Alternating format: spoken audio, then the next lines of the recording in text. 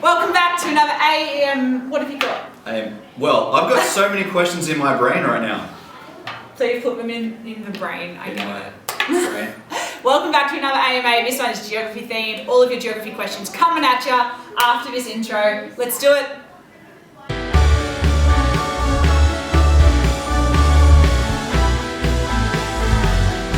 Alright guys, we've got 9 questions to answer today, all from our Instagram followers. Yes, great questions have come through. Some very interesting questions, a good mix of human and physical geo and just opinions and facts and stuff. It's going to be great. I'm looking forward to this. And because they are such smart questions, we've put them in the brain, and we're going to pick a question out from the brain, and then we're going to pick an answer out from our brain and see if we can answer. So, ready for the first question? Yes, today's video is sponsored by Chupa Chups. Chupa Chups, the lollipop that makes you happy. If you want to get on board with sponsorship, Chupa Chups, we're more than welcome. Please, just get Alright, first question, are you ready? I'm so ready. First question is not in here. There's no questions. Wait. It's written. It's written right it's here. Written there. There you go. Okay, good. What's our first question? Okay, our first question is, and I like this one. This one's one of my favourites. Sometimes. Is Africa a country? I play something called the country game where students have to say countries and we go around and every time Africa comes up. In fact, Africa is not a country. Not a country. It's a continent. Many continent countries. is a large landmass with many countries within it except for Antarctica. Or Australia. And Australia, although if we talk about Australia, we've also got the little island nations as well. But our continents are our big land masses, so there's only 7 continents. By last count of the UN, there's 196 countries. So it's important to know the difference. Students in Europe never have a problem with this because if you live in, say, France, you know your country is part of the larger continent of Europe. But in Australia, it's understandable that there's confusion because Australia is both the country and the continent. We just happen to have our political border at the exact same place as the geographical landmass border.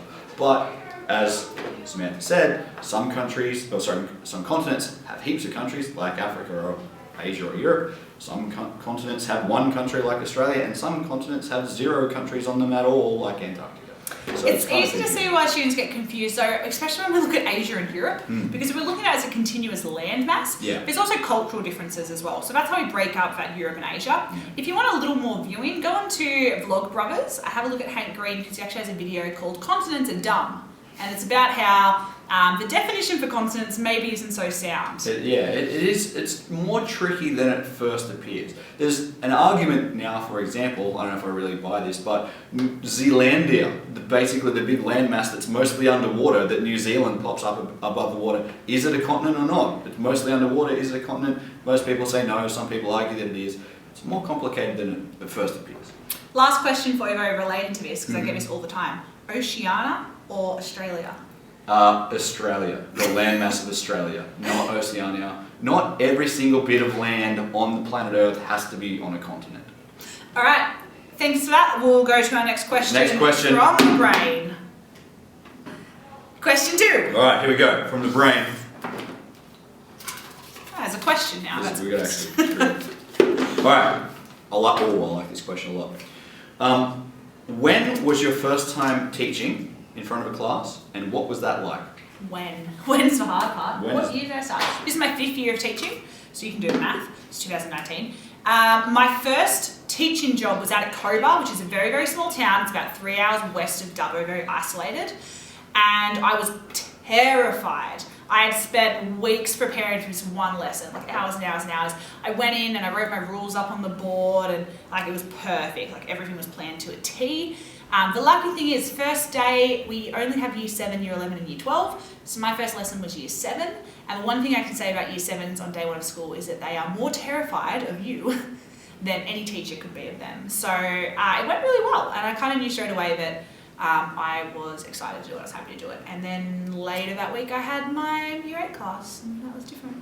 But it was good, I loved it. There's a lizard story, but we won't go into that right now. My students know. Maybe later. You know, the funny thing is, I can't remember my first lesson as an actual teacher.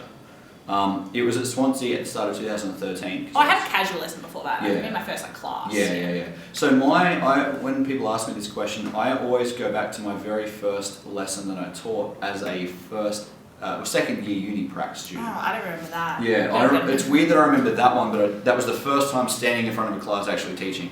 But I don't remember my first lesson that I taught at the start of 2013 when I was actually employed as a teacher.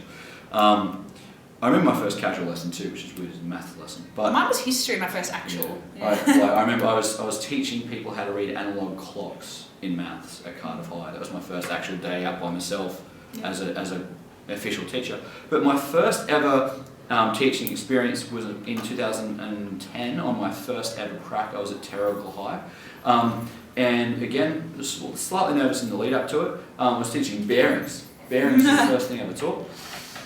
And I actually had no memory from school of what bearings were or how to do them, so I had to teach myself how to do them, as you do a lot on prac. And I remember I had prepared it, I knew exactly what I was going to say, I had worksheets for the class, that's what I was going to write on the board, ready to go, and I walked in, I introduced myself and I said, okay, we're going to do bearings today. And I turned around to write bearings on the board as a heading, and as I did, everything that I'd prepared, everything that I'd gone over in my head over and over again, everything that I wanted to say, all disappeared. Really? And I was like, no. And I turned around and I went like, I just took half a second and went, uh-oh. But then I thought, no, just all in the space of a second or two, I went, it's alright, stay calm.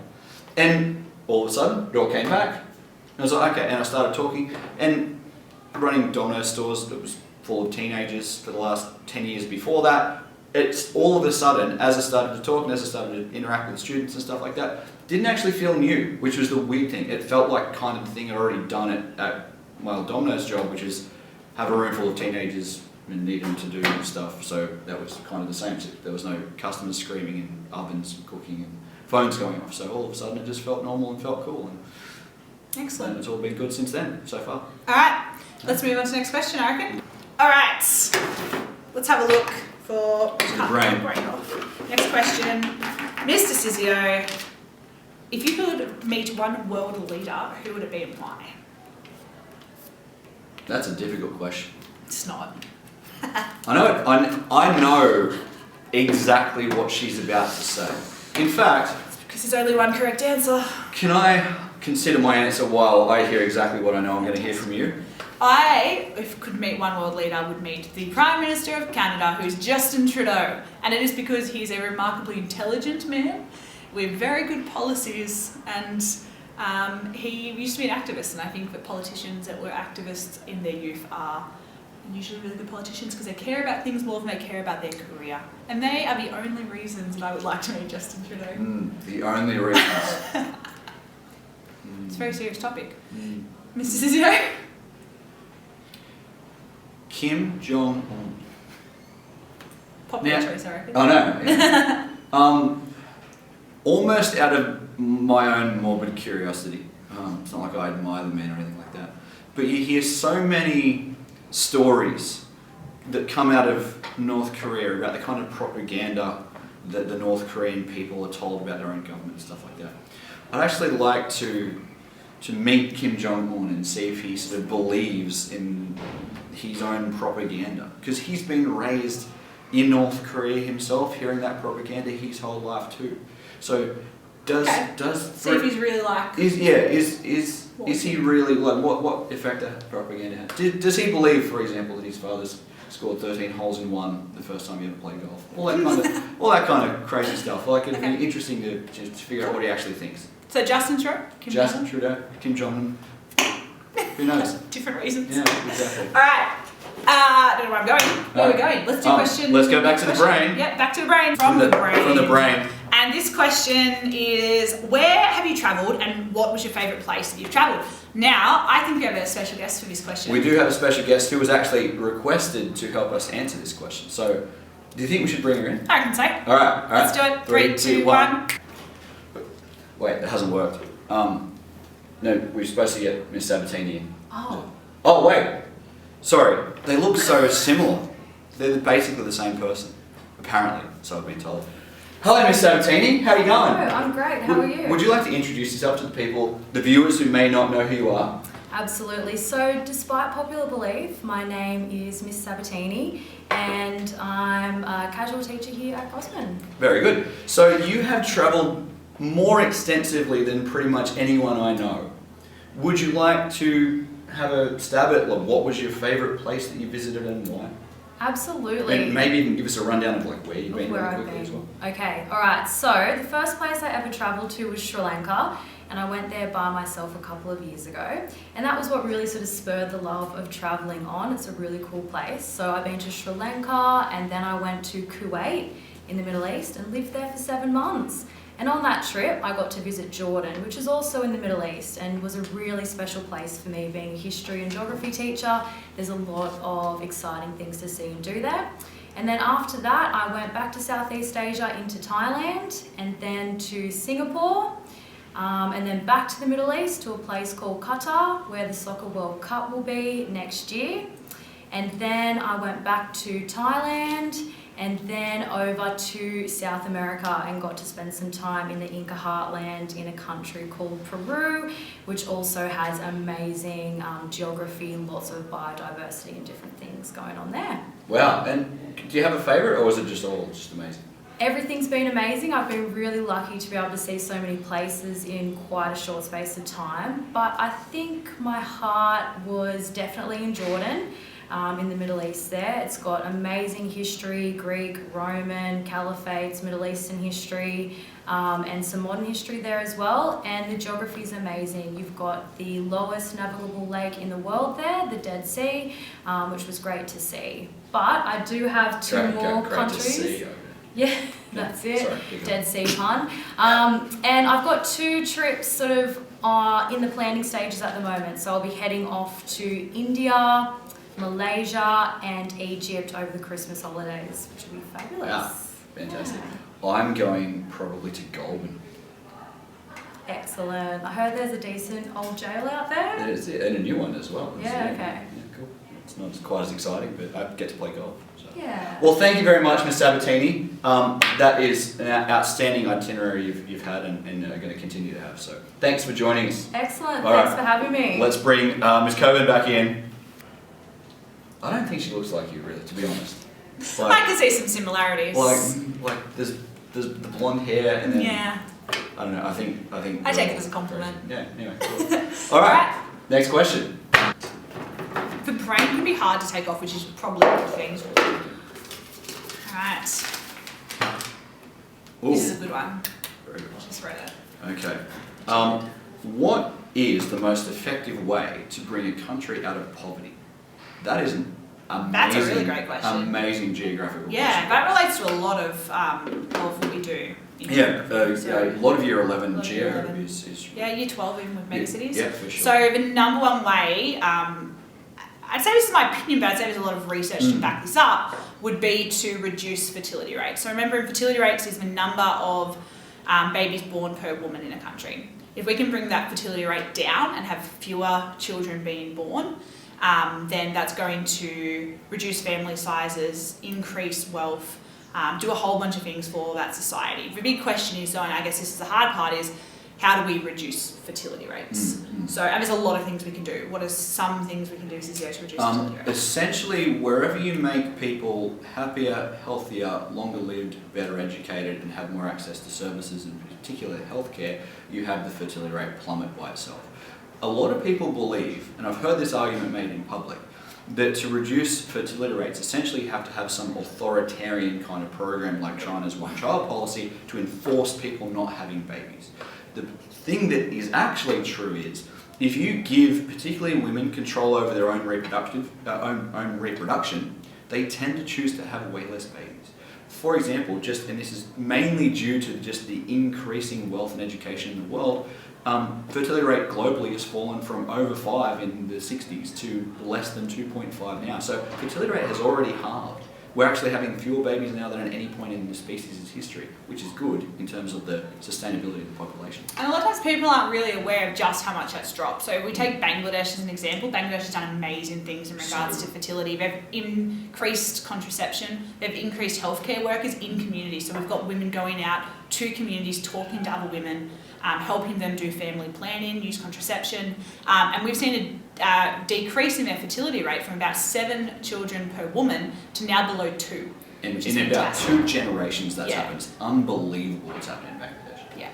So yeah, really good question. And I think it all comes down, I agree entirely with Sammy, it all comes down to fertility rate. The fewer babies you have, the more wealth, the more resources, the more money there is to go around, education, access to healthcare, financial assistance, and a better life leads to fewer children. Yeah, a huge part of it as well, which we kind of touched on, but not too much, and this is an area of geography that I find very interesting, is the more that women are included in the workforce, the more that women are valued in a society, are involved in political decision making, the more that they're actually brought into that society, the fewer children we see them having. And that happens through, again, education. Yep, excellent. Really good question. Like that one a lot. Awesome.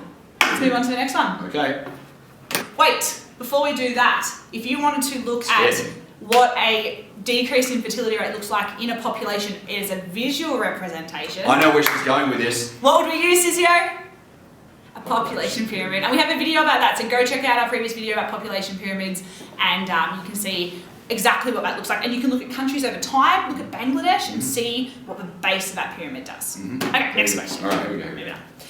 All right, so the next question relates perfectly to the one we just asked, and I'm going to skip it over to Sisio because even though I love the man very, very much, I don't have a specific quote. The question, Sisio, your favourite Hans Rosling quote? Hans Rosling. Cheers to Hans. For those people out there who haven't been in our senior classes, Hans Rosling is? Hans Rosling is a doctor / statistician and expert in public health. And a lot of what I know about population geography comes basically directly from him, and his site Gapminder. Wonderful person, wonderful source of geographical information on his website. Unfortunately passed away a few years ago, which always makes me very sad. Rest in peace, Hans. Rip Hans. When I show his videos, but my senior classes will know Hans very, very well. So shout out to all you guys. Favourite quote? My favourite quote is, I'm not an optimist, but what I do say is I'm a possibilist. So basically what Hans is saying is, in so many ways, except environmentally, in so many ways, the earth, the world and its people have gotten, the world's got so much better for so many people in so many ways, right? There's less war, there's less violence, there's more money going around, there's better access to food and healthcare, and there's so many good things about the world. Now, he doesn't want to then say, well, I think because all these things have improved that we're going to improve forever and things are going to be great always. What he does say is he thinks it's possible to continue to work towards a better and better world using data, stats and information and scientific understanding to do that. So really short, pithy quote, has a lot in there. I like it. Are you an optimist? I'm right on board with Hans here. I'm neither an optimist or a, what's the other one? What's the name? Pessimist. Pessimist. I was going to say negativist, but that's not a thing. I'm not an optimist, I'm not a pessimist. I am a possibilist. I think that when we get smart people together, we can solve the world's problems if we just think hard enough about them. That's amazing. Shall we move on to another question? Rip Hans. Next question from our listeners. They listen. Watchers. They listen as well. There is a word. They watch and listen. All right, next question. Next question, Sisio.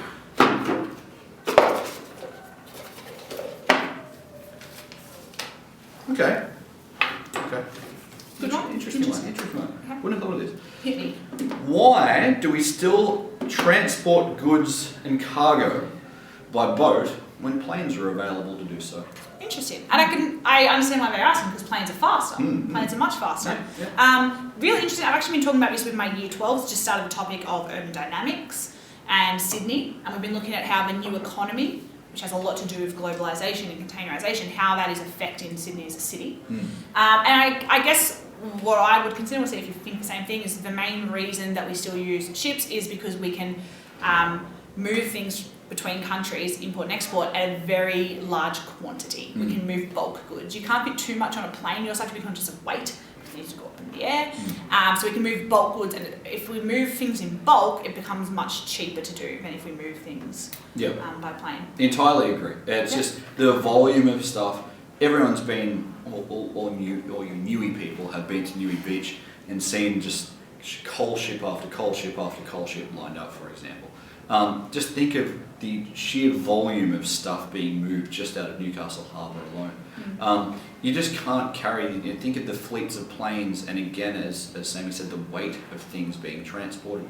You can transport mail and stuff by plane, but as soon as you start to get in heavy items, you're just not going to be able to transport much by any one plane because it makes it too heavy. You need large container ships to do it. Yeah.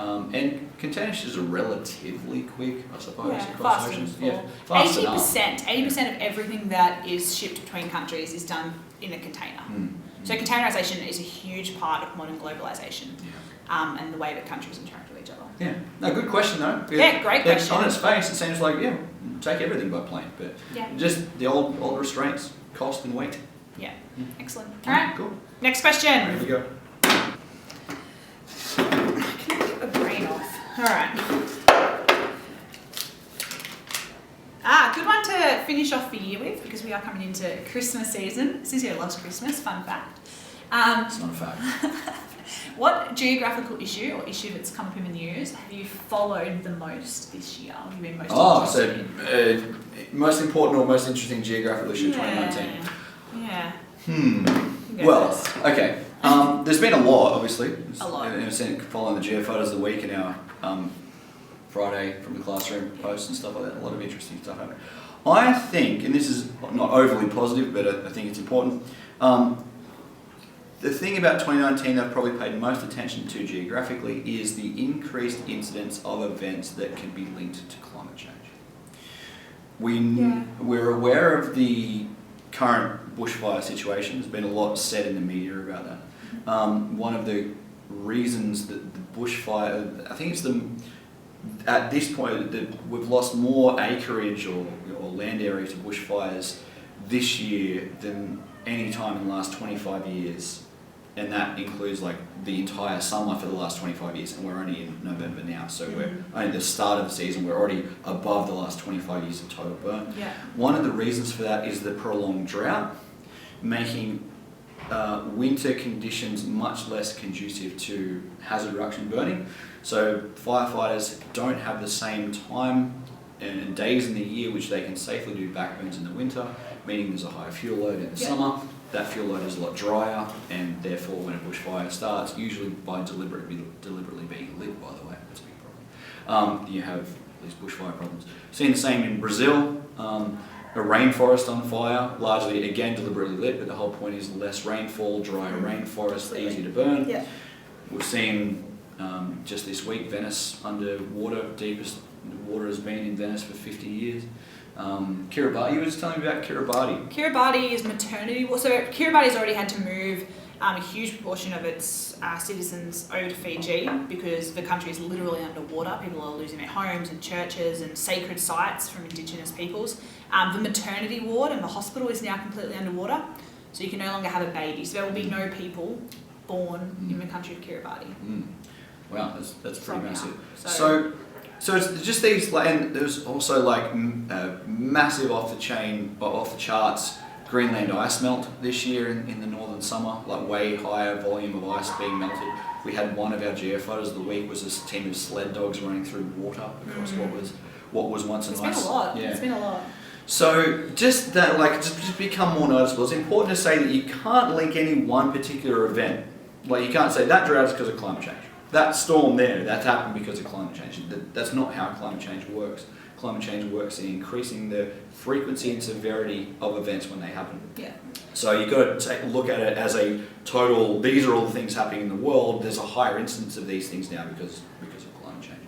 So yeah, I think that's my answer, just to try to again, sometimes convince people this is actually a thing that's real.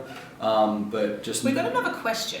We do too. Yeah, we weren't sure we were going to include this one, but it is a good question. It kind of relates to what you just said, so I might just throw it in as extra bonus question. Sure. I know what question you're going to ask. Is climate change going to kill us all? Is climate change going to kill us all? You know what? I feel for young people these days because it's scary. Like there's a lot going on with the environment, and it can be really hard to not be pessimistic about the future. Yeah. So again, it's difficult to pin any one event on climate change, but you got to look at it as a whole. So in some ways, people are already dying because of it. People lost in bushfires already this Hundreds of people in India dying from heat stroke during heat waves. Yeah. So there's all these events. So you can attribute already some people.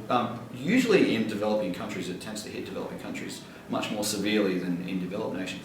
But climate change, it's not going to like impact like an asteroid. It's like one day everyone's finished or anything like that. It's not how it works. But over a disconcertingly short period of time, the Earth just becomes less conducive to the type of civilization we've built for ourselves so far. So, for example, almost all of our food production relies on about 12 plants. Plants are not good at growing in big temperature ranges. They like a small temperature range. So you change the temperature of the planet, and if we make the planet unable to grow 2 or 3 important plants, imagine wheat and corn, for example, and we can't grow them anymore. Corn is in everything. Yeah, people don't realise corn is in, like, if you're drinking Coca-Cola, got corn in that Coca-Cola. Everything you were drinking. Eating, most things have corn in it, especially if you live in America. Yeah. So if we one of the big problems about climate change, we can adapt, we can move away from there's all these problems associated with it, like refugees from climate change and stuff like that. But in terms of killing us all, not all at once and not all together, but it has a very strong possibility of massively negatively affecting civilization, or at least the civilization we've built for ourselves so far, because the Earth's ability to grow food can be globally diminished. And as that population is still rising, we're probably going to get to 11 billion by the end of the century. And if we're reducing the amount of land that can grow food in the same time as we're adding another 4 billion people, that's not going to work. And that's a big problem with climate change. So, and it's important not to panic yourself into, sit there and be freaked out by it, because there are solutions to this. Think back to my Hans quote, "The impossibilist." There are solutions to problems. All we've got to do is actually put them into practice and do something about this. It's not like if it was a giant asteroid coming from space that was too big to do anything about, what are you going to do? Sit there and watch it impact? That's it. Finished. Nothing we can do. Climate change isn't like that. It's fixable. Just got to actually do that. So, think about the future and what we can do to make it a little bit better. Yeah. Excellent. Sorry, that was a long answer. I feel like I haven't spoken. Yeah, I know. I'm hogging the camera again. What was your favourite thing of 2019? Mine's really lame. But it's definitely the one I've talked about most. Like, I'm going to be honest with you. It's the one that I've come into work and probably talk about the most, and message Sizio about the most. Talking about this last night, in fact. Yeah. And if you're in my classes, you probably know about this. I'm a big politics nerd, especially like elections and data, and I love that stuff. So at the moment, the Democrats are deciding who is going to run the 2020 election against Trump.